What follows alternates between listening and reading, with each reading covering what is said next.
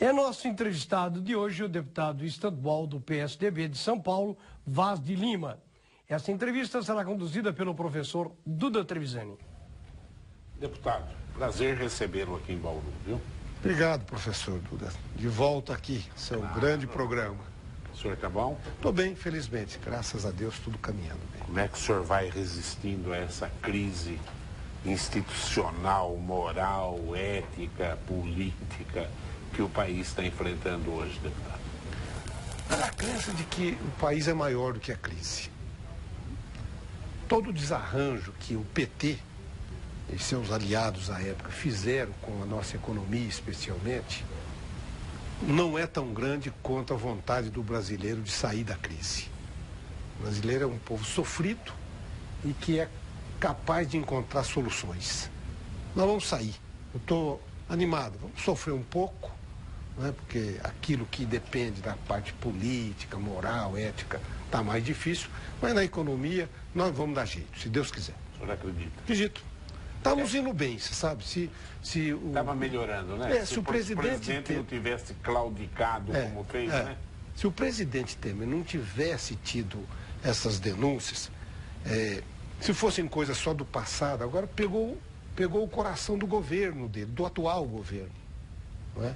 Se fosse coisa do passado, ia na justiça, ia tentar resolver por lá. Mas agora aconteceu uma coisa dessa dentro do palácio, coisa muito ruim. O governo acabou. O presidente Temer, na minha avaliação, perdeu a condição moral de tocar o país. E aí, tudo fica mais difícil. Os investidores internacionais, especialmente, acabam não trazendo os investimentos que podem ajudar. As reformas que precisam ser feitas, não pode macular direito, reforma, vamos lembrar. O que eu prego dentro do PSDB? O meu presidente, o Pedro Tobias, que pode estar me ouvindo, aqui de Bauru, não é? Tem o mesmo sentimento, a mesma percepção. Nós temos que sair do governo e dar apoio para as reformas. Desde que este apoio não signifique tirar direitos adquiridos e nem atrapalhar a vida das pessoas. É para o bem do país, é para o bem da economia. Então, acho que o PSDB devia tomar essa posição. Deputado, depois de alguns mandatos como deputado estadual, o senhor foi a deputado federal.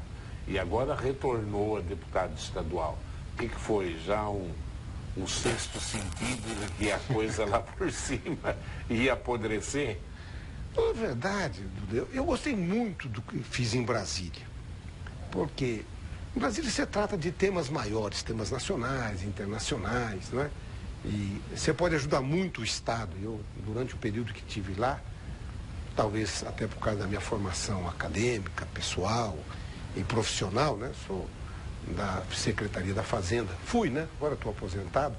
O tempo que tive em Brasília, todo virei back central. O governador Geraldo Alckmin pediu: Vaz, você lá não vai ser atacante, você vai ser back.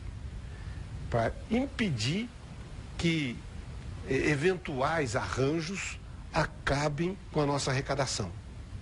E trabalhei os 4 anos, eu acho que cumpri bem esse papel, ajudando o Estado nesta situação. Paralelamente, como eu estava na oposição, comecei a ver coisas que poderiam dar problema. E fui trabalhar em cima disso. Eu trabalhava na comissão, trabalhei em 3 comissões de orçamento, que é mista lá, deputados e senadores. Trabalhei na comissão de fiscalização e controle e trabalhei na comissão de tributação, lá chama Finanças e Tributação. E aí a gente, por causa do olhar, por causa da profissão, você tem isso porque você também trabalha, você bate o olho, você vê umas coisas que outros não veem. Aí eu bato o olho lá e falei: na Petrobras tem rolo. Aí fiz um requerimento na Petrobras para chamar a presidente, na época era uma presidente, não foi, a base aliada impede, derrota o requerimento. Mas, gente, Passadina tem rolo. Se tem rolo em Passadina, tem rolo em toda a Petrobras. Não deu outra. E o rolo que deu aí com a Petrobras. Aí é outra coisa que vi. Aparece lá era o BNDES sócio da JBS, porque eu emprestava o dinheiro e virava sócio. Em 2014 o senhor denunciou isso. Denunciei isso. Aí, falei, gente, tem um sócio oculto. Como tem sócio oculto? Que loucura é essa? Não deu outro. Olha o rolo que deu aí de novo. Se tivessem visto isso lá atrás, talvez o encaminhamento do país fosse outro. Então, eu gostei muito do que fiz. Mas depois tive um problema de ordem familiar, né? Lá na minha família, da minha esposa, meu sogro, minha sogra, acabaram falecendo. E precisei retornar. Hoje sou deputado estadual. Mas meu coração ficou lá, viu? Ficou lá em Brasília? Eu gosto muito da atividade dele. Mas que absurdo o BNDES ser sócio de uma das pessoas que mais pega dinheiro do BNDES. Que absurdo, né, deputado? Então, não é só do JBS, não. O BNDES fez... Ah, sim. Ele fez isso. Criaram um chamado BNDES Par, BNDES Participação. Então, para alguns setores, ele emprestava o dinheiro e virava sócio também, para ter dentro do conselho de administração alguém para tomar conta. Né? Então, são vários setores... Tomar conta entre aspas. Entre aspas, também, né? Claro. Mas... o problema é que empresta dinheiro para setores, no caso das empreiteiras, por exemplo, grande parte do dinheiro não foi para o Brasil.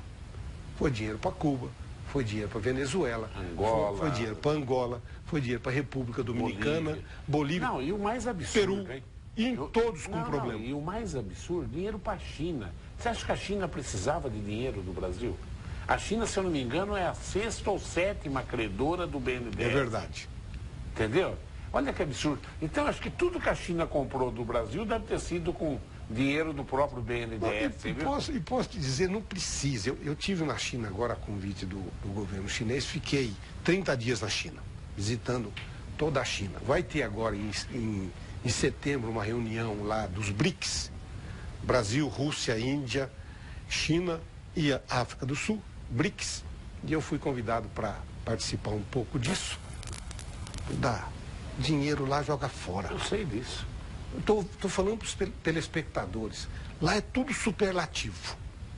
Quando eles falam assim, precisamos construir um viaduto. E o país gasta pouco com condição social também, né? Não tem os tributos que tem aqui também, então, né? E lá tem muita condição de trazer recurso para o país. Né? O que acontece lá, na minha experiência de um mês lá na China? É um país comunista, portanto, mas a economia não, né? De governo único, né? De partido único, mas a economia não. A China deve ter hoje perto de 1,5 bilhão, 2 bilhões de pessoas, porque o censo é mais ou menos esquisito. 1,8 bilhão. Vamos colocar isso, eu acho que é um número bom para a gente colocar. E só 200 milhões de pessoas vivem melhor. As demais vivem ainda no campo. Né? Vivem lá, naquela coisa. E, pelo que pude perceber, eles não aumentam esses 200 milhões por falta de uma coisa que o Brasil tem sobrando. Comida. Eles, para dar condição da população melhorar, a primeira coisa que tem que fazer é dar comida. A segunda é dar moradia. Porque emprego eles conseguem dar. Então, eles estão segurando a economia chinesa. Em 2040, provavelmente, talvez até antes, a China será a primeira economia do mundo. E fiquei sabendo lá de uma coisa que me estarreceu. Sabe qual será a segunda economia do mundo em 2040? Indonésia. Porque a Indonésia é um país, hoje, 300 milhões de pessoas mais ou menos, mas investindo exageradamente em tecnologia. É verdade. E a tecnologia gera alto valor agregado. Depois Estados Unidos, depois Índia, depois o Brasil. E o Brasil, de 2040, por isso que eu acho que nós vamos resolver o problema da economia, o Brasil vai ser lá naquela época, não é agora ainda, mas será em 2040 o celeiro do mundo. O que precisa é o Brasil fazer uma política correta na sua economia. Ao invés de exportar soja a granel, né, hoje como uma commodity, tem que produzir o que querem da soja. Eu te vendo óleo, eu te vendo farelo de soja, eu te vendo leite de soja, mas a soja eu não te vendo. Claro. Porque aí você agrega o valor aqui, né? E enriquece o local. Isso pode valer para o minério de ferro, pode valer para carne. Lá eles querem carne. Agora o que estão atrás de carne bovina. Porque o frango eles produzem na China. Como você pode produzir o frango em pouca área, né? Confinada, você não pode fazer isso com boi. Então eles querem comprar a carne bovina. Mas nós não queremos vender a carne bovina, nós queremos ver como você quer essa carne bovina. Verdade. É isso que nós precisamos pensar em termos de Brasil. Uma curiosidade minha, você se fixou na capital ou você também correu as regiões rurais da China? Teve oportunidade de ter contato? Foi em todo lugar. Foi em todo lugar. Então é umas coisas que eu li, e até por curiosidade própria, segundo dizem, existe na China, mesmo na época áurea do comunismo, e aí está aí a inteligência do chinês, algumas regiões que nem sabia que a China era comunista. Eles se autofinanciam, um planta isso, outro planta aquilo, outro não sei o que lá, tipo de uma verdadeira comunidade isolada que não tinha nem contato com o resto da China. Ainda existe isso hoje ainda? Existe. Em menor escala, mas existe. É que assim, por exemplo, eu visitei 5 cidades grandes, as 5 maiores, que são, a primeira é Xangai, lá eles chamam de Shanghai, Pequim, Guangzhou. Xangai é maior que Pequim? Maior. É verdade. É verdade. Eu fui a Guangzhou, fui a Shenzhen. Estas 5 cidades, todas elas têm mais de 20 milhões de pessoas. Na cidade. Não estou falando em região metropolitana, como é aqui, por exemplo, o Milton Sardim, que é meu companheiro aqui, está falando, nós precisamos fazer a região metropolitana de Bauru. Não estou falando da região metropolitana, viu, Milton? Não estou falando da região metropolitana. Pequim tem 22 milhões. Só que tem uma política lá agora que daqui 10 anos é para diminuir o número de habitantes. Lá eles têm muita força, eles têm condição. Porque o direito de ir e vir lá não é como aqui. Lá ninguém mora onde quer. Mora onde o governo precisa. Por isso que esse pessoal que mora no campo não pode vir para a cidade se não tiver o acordo do governo. Ó, você vem para cá, vai morar aqui, vai trabalhar aqui. Senão você vai continuar morando aí, produzindo essas coisas que nós também precisamos. Satisfaz mais 2 curiosidades rápidas, Bia. É verdade que lá só se bebe água morna? Eu, pelo menos, não vi. Nós tomamos gelada lá? Diz que o chinês não toma gelada porque dá câncer do estômago. Não, eu pelo menos não tive essa experiência. Mas não posso. Lugar que você... Não, aliás, lá, por uma questão dessa, a gente acaba tomando a água que a gente tem no hotel. Claro. Que é para estrangeiro, né? Quando sai, você leva a água do hotel, porque a comida e a coisa, ainda há um pouco de falta de condições da gente consumir. Esses dias recebi um rapaz, conversei com um rapaz que veio agora, ele foi para o Nepal. E no Nepal não fez isso e baixou no hospital. Porque nós não temos anticorpos suficiente para poder enfrentar esse tipo de comida. É um problema. A ida para a China é um problema nesta área. Você tem que comer. São costumes. Eu li uns livros, bom de costume. Outros que a carne de porco é a carne de regime lá, que eles comem mais a carne de porco. Lá é mais porco e frango, né? Bastante porco, eles comem. Porco. É porque assim, o porco e o frango, eles podem fazer confinado. Então eles fazem, tem carne bovina e carne de frango deles. O que eles querem importar do Brasil é a carne bovina. A bovina. A bovina. E lá não importam mais porque eles estão segurando. Dinheiro para importar tem, cidade grande para consumir tem. Agora, eles é que estão segurando o crescimento. Estão segurando o crescimento. A hora que abrir o crescimento, vai o foguete. Muito bom. Mas se começar a falar de China, eu tenho um montão de coisas. Nós só ficamos falando da China. Então vamos marcar uma hora para pelo menos a gente conversar, se não for aqui na frente do televisor.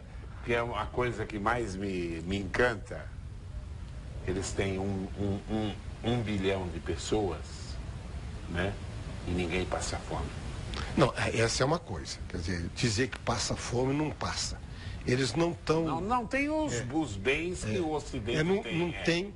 Esses 200 milhões de pessoas têm. Tem, claro. Eu fui a shopping na China que eu não vi na Europa e não vi nos Estados Unidos, de riqueza. De riqueza. Em cidades grandes. Mas lá no Oriente Médio você vê. Você também vê. Você também vê. Coisa assim. Agora, o que constatei lá? Fome não passa. Eles podem não comer o tanto de proteína que a Organização Mundial de Saúde preconiza, a proteína animal especialmente. São todos magros, tá tudo magrinho. Por quê? Porque é muito no limite. Agora, dizer assim, tem gente passando fome? Acho que não tem. Tem miséria? Acho que não tem. Tem pobreza? Tem. Eu vou falar uma coisa agora, a última, depois eu prometo que eu caio fora da China. Eu estava em São Paulo numa feira, né, e eu me hospedei no Holiday Inn. Okay. E tinha uma delegação chinesa, cheia de chineses no restaurante na hora.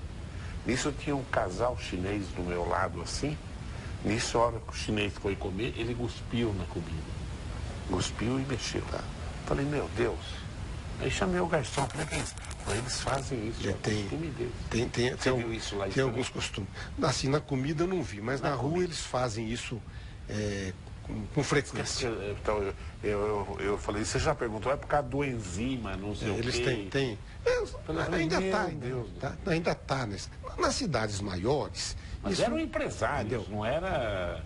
Era uma feira de produtos internacionais. Então, mas isso aí, na verdade, é cultura. Por exemplo, lá, agora, aqui entrou o nosso inverno, lá entrou o verão deles. Claro, ao contrário.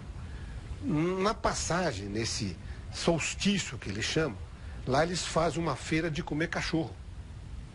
Mataram 10 mil cachorros. Mas são cachorros diferentes também. Diz que é um tipo de cachorro que é como se fosse para ser abatido mesmo.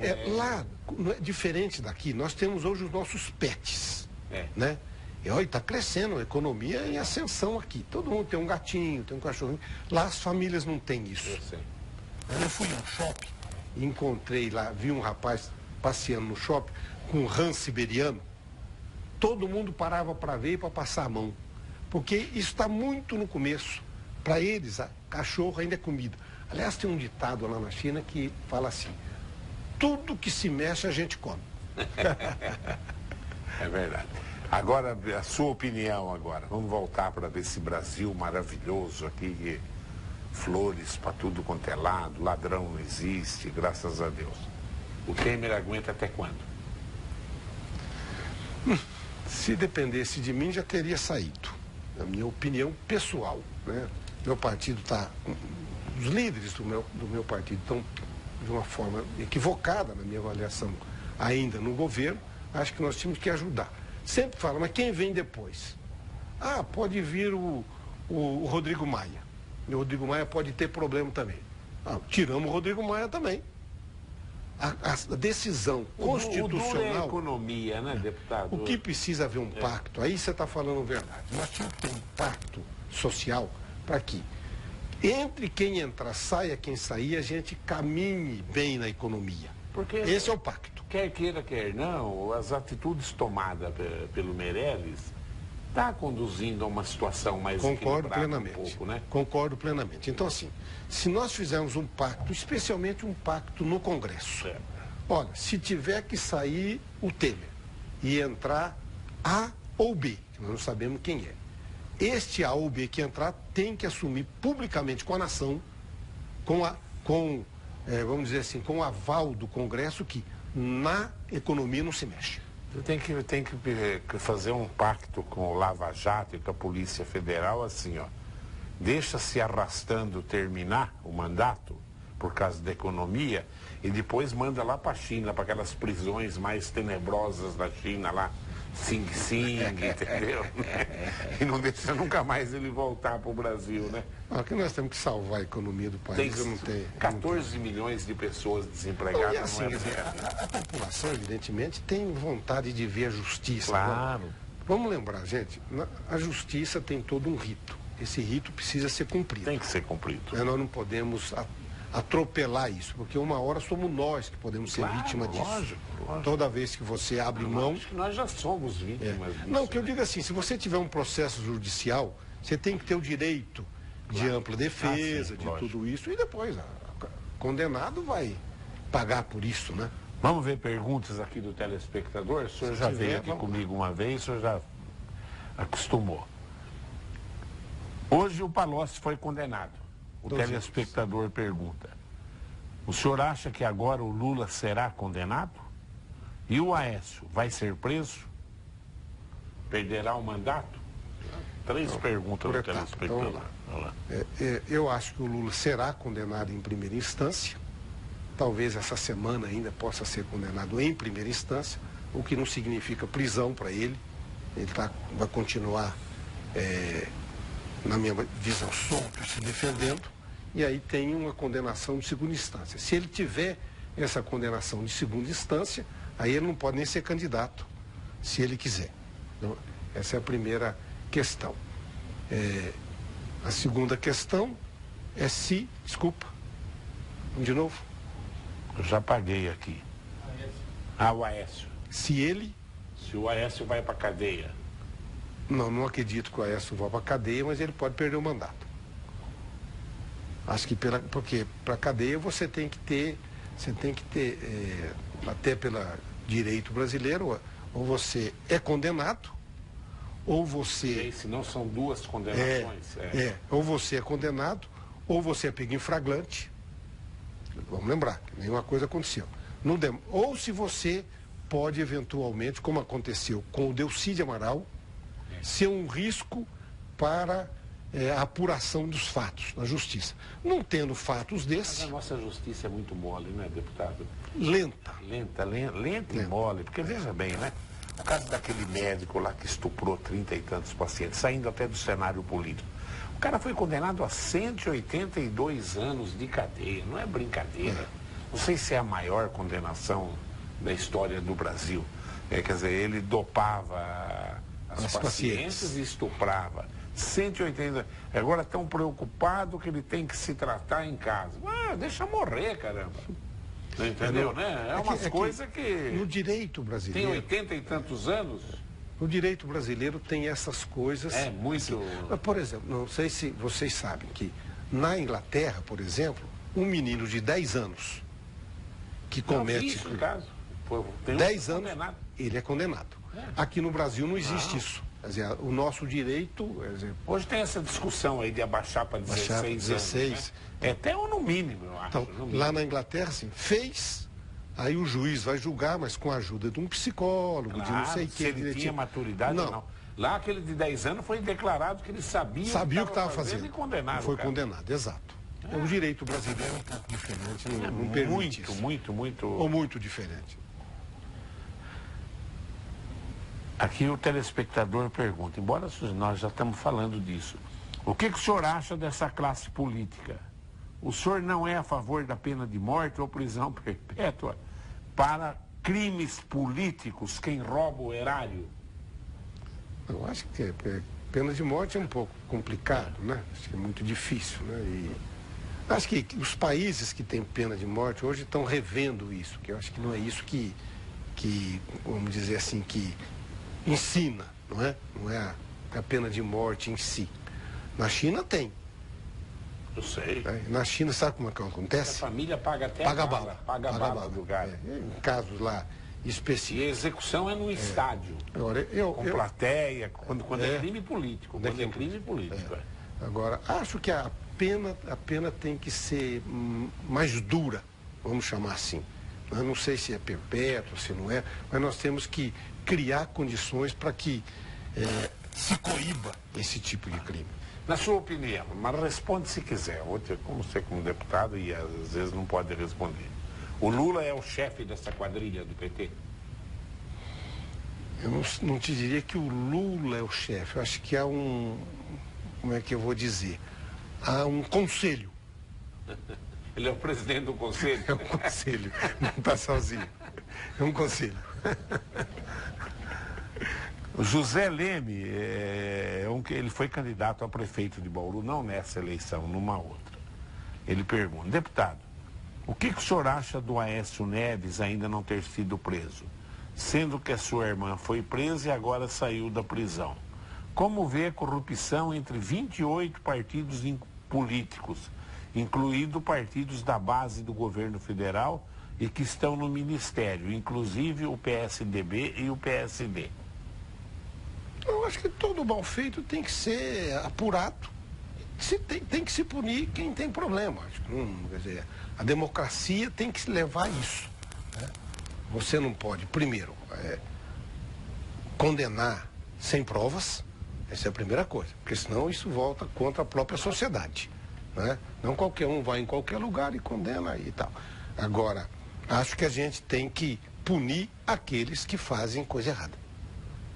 Claro. Qualquer que seja o partido. O Primo Mangelardo, o senhor sabe quem é? Sei.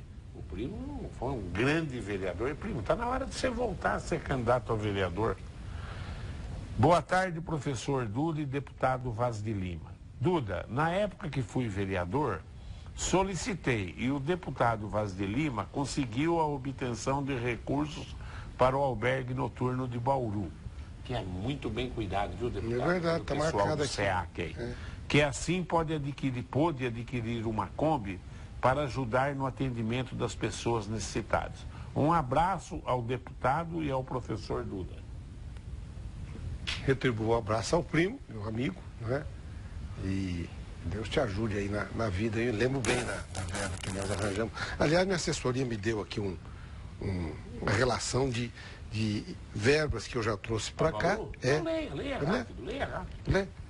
Comunidade Terapêutica Vida e Paz, Centro Espírita Amor e Caridade, Prefeitura Municipal, uma ambulância, equipe Cristo Verdade que Liberta, assistência social e talvez a maior de todas elas tenha sido o recurso que nós encaminhamos para a PAI. Um dia eu vim aqui, acho que fui até quando foi aqui, vim na PAI e me levaram lá para ver Dona Olga, que é aqui do lado, não é? Fui ver a Dona Olga, o deputado, vamos fechar a PAI. É verdade. Nós não vamos fechar a PAI, Dona Olga. Nós não estamos podendo receber o dinheiro porque perdemos a CND e não sei o quê. Eu falei, quanto que é esse dinheiro? Na época eu acho que era 300 e poucos mil. Eu vou arranjar a Dona Olga, mas nós temos um problema. Eu não consigo botar o dinheiro na entidade se ela não tem a certidão negativa de débito, não é? Não consigo. Agora há pouco o meu tio Sardinha estava comigo numa entidade e eu falei, não consigo fazer isso. O que nós precisamos fazer na época? Mandar o dinheiro para a prefeitura, falamos com o prefeito, falamos, o dinheiro vai cair na conta da prefeitura, mas é da APAI. O prefeito até cumpriu o acordo. E, graças a Deus, não fechou a PAI. Está aí funcionando. E tem mais um punhado delas ainda tramitando para a Associação Bauruense de Desporto Aquático, para a Casa de Efraim, Associação Wise Madness, Casa da Esperança e mais duas para infraestrutura, tramitando também para infraestrutura, para a prefeitura. Minha contribuição para Bauru. Aliás, preciso dizer uma coisa. Acho que em função dessas coisas todas, os vereadores, a Câmara Municipal, me concederam o título de cidadão. Que eu vou vir receber aqui, se Deus quiser, em outubro. Passei lá na Câmara, falei agora com o presidente Sandro. Meu time está por aqui, está comigo aqui, está acompanhando para mim, meu companheiro aqui, não é?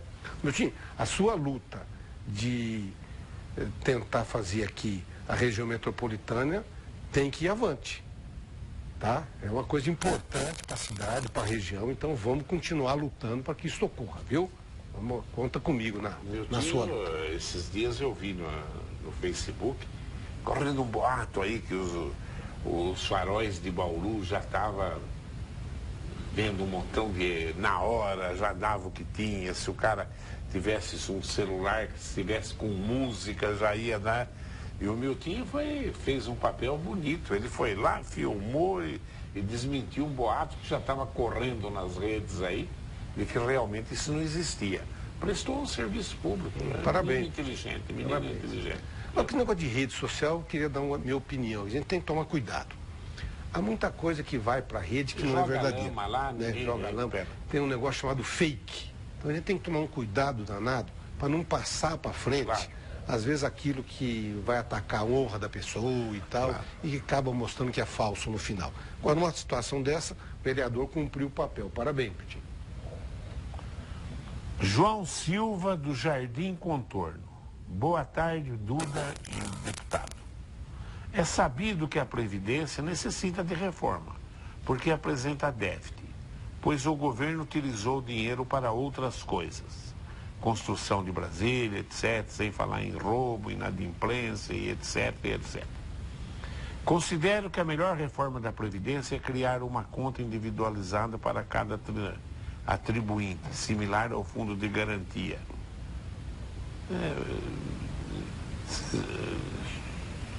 Ele acha que deveria criar uma conta, mas até fazer tudo isso, o país quebra. Fala um pouquinho da reforma da Previdência. Ele continua cumprida a história A dele. história dele. Ó, eu acho que precisa fazer a reforma. Tem que fazer, da né? Previdência. Você como fiscal... Não, tem que fazer, eu não tenho dúvida nenhuma. Porque é uma legislação muito antiga, mas é assim, o Duda, não pode fazer prejudicando quem já está no sistema. Eu me lembro que em 91, 92... Mas como não prejudicar? Não. Embora você é aposentado de funcionalismo público, um absurdo, o grande déficit da Previdência é o funcionário público, porque a média dos aposentados do funcionalismo público parece-me que é em torno de R$10 mil por mês. E da iniciativa privada é 1.600. Como buscar justiça nisso aí, deputado? Então, o que eu acho é o seguinte, nós temos que, em um determinado momento, fazer a reforma. Tá? Se tivéssemos feito, por exemplo, em 1988, quando nós mudamos a Constituição, nós já estaríamos com 30 anos É verdade. de um novo modelo, tá certo? Agora a gente sempre fica empurrando. Tem que fazer uma hora, gente. Daqui para frente vamos começar uma nova história. Porque o estoque vai acabando. Quem está aposentado hoje, daqui a pouco, está aposentado com 70 anos, 72, daqui a pouquinho o estoque vai acabando. Agora, se a gente não fizer esse corte, a começar de hoje, de amanhã, nós nunca vamos resolver. No Chile tem uma experiência boa, no sentido da Previdência. A Europa toda fez, né? A Europa toda fez. No Chile foi feito na força, porque lá era regime militar, era o Pinochet, né, que ele consta lá que foi uma coisa boa com a reforma que ele fez. Aqui depende do Congresso. Mas nos Estados Unidos ou na Europa, você pode fazer democraticamente. Mas tem que fazer, né, para melhorar. Este sistema que está indo já provou, não dá certo. Vamos encontrar um novo caminho, porque senão nós vamos ficar discutindo isso todo mês. O que você acha do futuro do Alckmin? Vai ser o candidato a presidente da República? Se eu tivesse essa bola de cristal, hein? Não dá para falar isso ainda agora. Eu acho que o Alckmin é um indivíduo extremamente preparado, né? A história o preparou para esse momento. E neste momento que ele pode ser, há uma conflagração política, ética, moral, econômica, que a gente precisa esperar um pouquinho mais para ver. Eu te diria, acho que será um grande candidato, se for candidato. Internamente ele tinha um adversário que agora não poderá ser mais candidato, que é o Aécio. Então eu te diria assim, se for seguir naturalmente a fila, acho que o Alckmin deverá ser o nosso candidato e, na minha avaliação, tem preparo para ser... Mas a gente não analisa os sinais porque não quer, né? O Aécio só não foi presidente da República porque perdeu em Minas Gerais, que foi o estado que ele governou.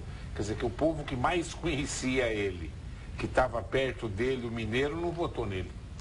Não, mas tem uma discussão em Minas. Eu falei isso para o Aécio, inclusive, estava lá em Brasília. Você vai acabar perdendo a eleição lá.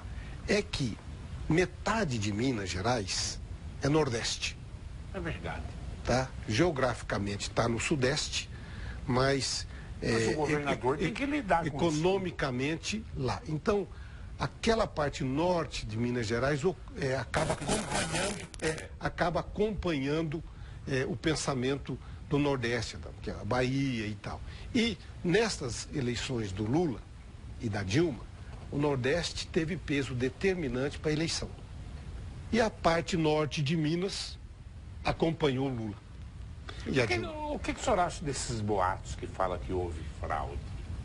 O senhor deve ter lido isso daí também, que realmente houve um fraude eletrônico e que, na verdade, os números foram maquiados na votação eletrônica. Eu te diria assim, do ponto de vista da possibilidade, existe. Na Venezuela está comprovado que teve isso. Não existe, eu acho que é possível. Hoje não tem nada seguro. Não pense que tem algum sistema seguro que não tem. No computador da NASA. Da NASA. Tá certo, então? Possível é. Com todo mundo que eu converso, que é lá do judiciário, que está lá, diz assim, não ocorre. Nós temos um sistema para não ocorrer. Porque depende de muita gente envolvida para ocorrer. Tem que ter muita gente. Mas não é estranho que grandes democracias como Estados Unidos, a França, a Inglaterra não adotam esse sistema? Voto. Ainda é. Não é misto, adota, né? Ninguém adota. Tem lugar um pouco misto. Eu acho que não, que a gente pode ter. É um pouco misto? Quem adota? Que eu saiba, ninguém adota. Não, os Estados Unidos são estados, né? Lá os estados que... Tem estado nos Estados Unidos que tem estado que faz totalmente informatizado. Tem sim. Tem outros que fazem no furinho. Mas olha como demora a apuração lá. Por isso que a nossa é aqui. Teve uma que foi um mês, né? Então, é possível acontecer. Eu não acredito, eu pessoalmente, tá? Eu não acredito, porque não aconteceria com muita gente. Né? Eu fui candidato muitas vezes e sempre mais ou menos aconteceu assim, você vai ter mais ou menos tantos votos em tal lugar, acaba tendo, porque senão teria em todo mundo, né? Não teria em todo lugar. Não, eu estou dizendo que em tese pode, mas não acredito que tenha acontecido. Eu pessoalmente não acredito. Eu sou agnóstico em relação a isso. Ainda bem que a democracia permite isso, né? Claro. Porque eu já vi cada coisa. E agora que acabou de acontecer. Tinha muita fraude na época do papelzinho. Lembra? Mas tudo bem, mas era fraude local, uma coisinha. Não é, Duda. Como é que era? Porque como você faz? Cada uma você faz. Todas. O problema era na totalização. Quando chegava na totalização, lá tinha chance de fazer, porque aqui, o indivíduo teve aqui 30, 50 votos, não vou me eleger de jeito nenhum. Então ele para de acompanhar. Aí, ao passar da filipeta para maior, você já tem uma chance. Mas isso para cargos minoritários, cargo de deputado, de coisa, mas de presidente não tem jeito. Você sabe como é que funcionava no Nordeste antigamente, na época daquelas coisas? Era assim, ele já conseguiu a cédula e entregava para o freguês, para o eleitor lá fora, já preenchida. Falou, você vai lá, põe essa na urna e me traga a outra em branco. Então, a primeira só fazia com uma. Sim, isso é corrupção, né? Entendeu? Então, era possível ter também, e tinha muito. Né? Mas especialmente... é pontual, mas aí é pontual. Agora, já um fraude na verdadeira apuração eletrônica é esmagadora. Isso é uma loucura. Esmagadora. Então, eu não acredito. Quer dizer, eu vi que aconteceu, foi uma coisa muito ali, pau a pau, como a gente diz. Eu, pessoalmente, não sou adepto disso, de que fizeram a fraude lá no Tribunal Superior Eleitoral. Acho que o Aécio perdeu a eleição porque perdeu em Minas, matou a conversa. Perdeu em Minas. Se tivesse ganho em Minas, acabou. Que é o povo que conhecia ele, quer dizer... Diga-me com quem andas e dir-te-ei quem és. Os mineiros andavam com ele, né? Então, caíram fora dele. Eu acho que talvez todas as eleições, não foi só nessa não, hein? Você gosta do Aécio? Eu me decepcionei. Claro. Né? É diferente, né? Eu gostava dele sim, achava que podia ser uma coisa promissora. Agora me desencantei. Claro. Como alguns milhares ou milhões de brasileiros, né? Que votaram nele também, se empenharam, trabalharam e que de repente vê uma situação dessa. Desencanto. Com o histórico que ele tinha do avô, né? É um absurdo, né? Isso é desencanto. Desencanto não tem... Como é que joga fora tudo, né, deputado? O Pedro Valentim pergunta, deputado Vaz de Lima, em carta de nossa autoria publicada hoje no painel do leitor do Jornal da Cidade, analiso que o PSDB está cometendo um harakiri político ao continuar dando apoio ao presidente Temer. Qual a avaliação do deputado sobre esse apoio a Temer? Já falei. Tobias é contra também, né? Também, já. Aliás, quero ver se ainda hoje consigo tomar um café com o Pedro Tobias, que lá eles inventaram um negócio de cabeça preta e cabeça branca, né? Que os cabeça preta querem que saia do governo. Aí num diretório, quando eu fui defender minha posição, eu falei, ó, o cabelo é branco, né? Mas a posição é do cabelo preto, né? Para sair. O que este Pedro está dizendo do harakiri é uma coisa japonesa. Quando a gente bota assim, né, um suicídio aqui, não é? Eu também me associo a isso. Então eu penso exatamente como você. O PSDB tinha que sair do governo e dar apoio para as mudanças que precisam ser feitas no Congresso, essas reformas, e continuar a dar apoio para a linha econômica que nós temos. O PSDB de hoje está parecido com o PMDB de ontem, né? Seja quem seja o presidente, eu estou lá. Ah, não, mas não pode falar assim, né? Isso é a primeira vez que está acontecendo, né? Eu fui contra lá atrás e eu dizia, gente, não dá para tirar a presidente e a gente não dá apoio. Claro. E eu dizia, não precisa dar apoio entrando no governo. Acharam que devia. E começou a dar certo, hein? Convenhamos, hein? Convenhamos. Até que não tivesse acontecido essa coisa do Joesley ir lá fazer isso, agora, todo mundo estava falando bem. É um absurdo essa família Batista indo ir para a cadeia, né, deputado? Vai acabar indo. Vai acabar indo, né? Na minha avaliação, vai acabar indo. Tem que é uma verdadeira vai acabar indo. Não é possível, né? Porque senão... Deputado, mas e que descrença da população na justiça no Brasil, né? Que judiação, né?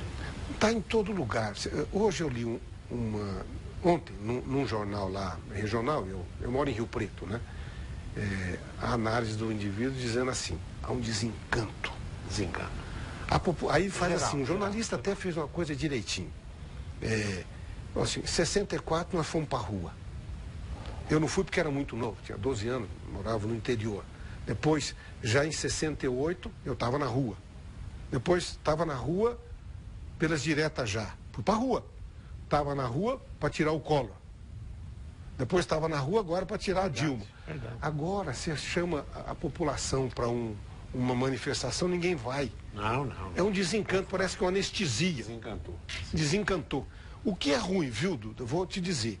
Porque se a população for para a urna com esse desencanto, nós corremos o risco de, na eleição direta, aparecer qualquer coisa. Qualquer aventureiro, né? Qualquer aventureiro sem nenhum vínculo social. Deixa eu aproveitar, até que o senhor lembrou que é de Rio Preto, e o Colégio Objetivo de Rio Preto é nosso, daqui de Bauru, né?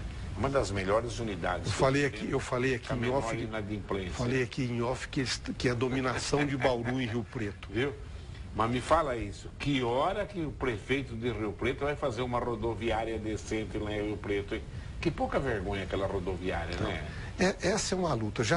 Acho que nem as rodoviárias de capitais abandonadas tem tanta prostituta e drogada nas imediações da rodoviária de lá. Que pouca vergonha. E Rio Preto, que cidade maravilhosa, progressista, né? Então, eu preciso dizer uma coisa aqui, eu nunca fui executivo, né? Nunca tive na prefeitura.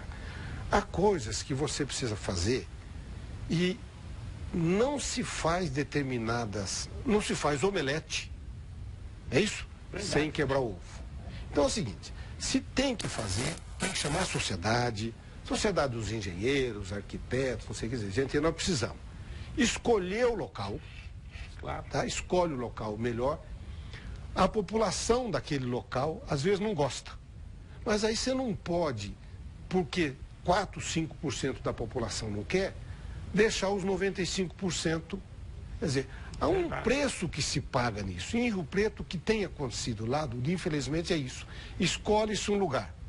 Aí se faz um movimento no entorno. Muitas vezes quem faz o movimento é um vereador, que mora no bairro e tal. Quer dizer, não é, os vereadores não podem agir assim e o prefeito não pode ser suscetível a esse tipo de pressão. O que é bom para a sociedade se faz. Paga-se um preço, desgasta-se um pouco, mas o futuro demonstra o acerto. Deputado, qual a sua opinião do Dória? Acho que o Dória, nós temos que esperar um pouco, na minha avaliação, temos que esperar um pouco mais. Acho que é uma figura em ascensão, né? Um fenômeno em ascensão, mas eu acho que ainda é cedo para a gente poder fazer uma avaliação total. Porque tem o quê? Tem 6 meses de governo. Né? Na minha avaliação, tem tido alguns acertos, alguns erros também, não é? Outro dia até o Fernando Henrique falou uma coisa muito interessante. O problema do Dória é que ele é muito midiático, não é? Muito midiático. Então, e na verdade isso sustenta 1 ano, 6 meses, mas na verdade chega um momento, a mãe quer saber, e o uniforme da criança? E a merenda? O que tem buraco, arrumou o buraco, não é? Então eu acho que precisa de um pouco mais de tempo, mas acho que é uma pessoa preparada, tá? Tem condições de chegar onde quiser, mas ainda precisamos de um pouco de tempo para isso. O Ricardo de Oliveira e o pai dele, o Sidney de Oliveira, que foi delegado da Polícia Federal aqui em Bauru. Eles mandam um abração ao amigo e irmão Vaz de Lima. Retribuo muito, tenho muita saudade de vocês. Vamos ver se da outra vez que eu vier aqui, com mais tempo, talvez seja em outubro, vamos tomar um café juntos. O Pedro Valentim, eu li errado, eu falei que a carta dele tinha saído no painel do Jornal da Cidade, saiu no painel da Folha de São Paulo. Da Folha. De hoje, eu vou ver. Falou, Pedrinho, um abraço para você, viu? Deputado, mais alguma coisa? Deixar um abraço, agradecer, sempre bom estar com vocês e reafirmar desde logo aqui, porque em outubro quero voltar aqui, claro, já na condição de cidadão. Falei para o presidente da Câmara hoje. Cobrir lá, falei para o presidente da Câmara e falei para o Milton Sardinha, falei assim, eu estou em gestação. Já vem a minha certidão de nascimento, né? E a minha responsabilidade ainda com Bauru vai aumentar muito mais. Eu nasci em Pirajuí, mas também ganhei o título de cidadão bauruense, o que é um orgulho muito grande. E eu terei muita alegria, e até porque, além de ter muitos amigos, conheço bem a cidade, né? Um grande abraço a todos vocês e particularmente, Pedro, se você estiver me ouvindo, Tobias, se der ainda vou passar para tomar um café com você, ok? Grande abraço. Abraço. Qual o futuro do deputado? Meu? Vai ser candidato ao quê? Deputado estadual. Vou continuar, deputado estadual, tá? Então tá aí. Grande abraço. Eu que tenho negócios em Rio Preto, o deputado Vaz de Lima é muito querido na região. Bom, tanto é, o homem ganhou 6 eleições, né? Se não for querido, então não dá para entender, né? Como é que ganha 6 eleições não sendo querido, né, deputado? E seja bem-vindo em Bauru. Eu gostei de todas as emendas que o senhor trouxe para cá. Espero que na próxima vez seja o dobro do que essa. O senhor vem aqui da TV Prevê. Essa coisa, deixa eu te dizer uma coisa. Tem um minutinho mais? Posso um segundo? Claro. Assim, o deputado, ele tem que ter um agente político local para poder levar as demandas. É isso que o Milton está fazendo comigo agora, Milton Sardinha.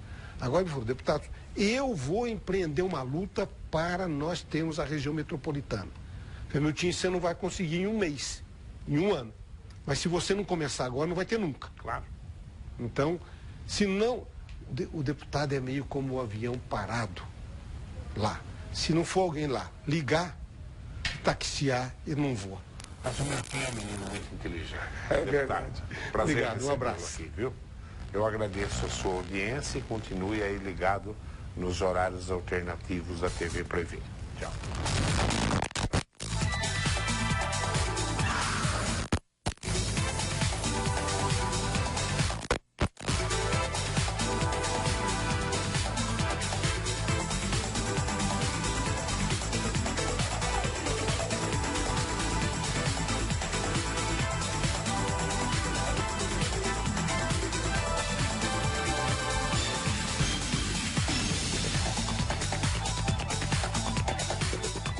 Enfoque Regional.